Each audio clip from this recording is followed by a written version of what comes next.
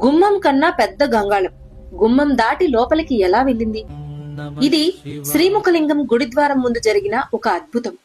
పూర్వం కుమ్మరి నాగన్న అనే భక్తుడొకరు తనకు పిల్లలు లేరని బాధపడుతూ ఉండేవాడు. ఒకరోజు తనకు పిల్లలు పుడితే గంగాళం నిండా పాలు తీసుకొచ్చి అభిషేకం చేస్తాను అని మొక్కుకున్నాడు. అయితే కొంతకాలానికి అతని కోరిక తీరింది. ఒక కుమారుడు జన్మించాడు.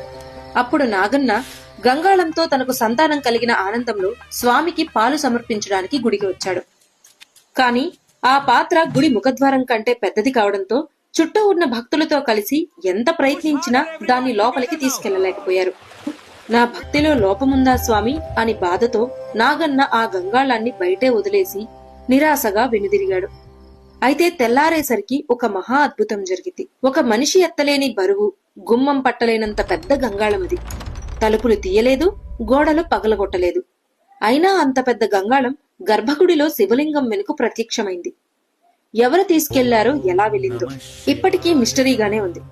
అందుకే ఇక్కడ సంతానం కోసం మొక్కుకుంటే తప్పక తీరుతుందని పాలు, బియ్యం, ధాన్యం, పండ్లు పోసి భక్తులు నమ్మకంతో మొక్కుకుని జరిగిన సంఘటనలు ఎన్నో.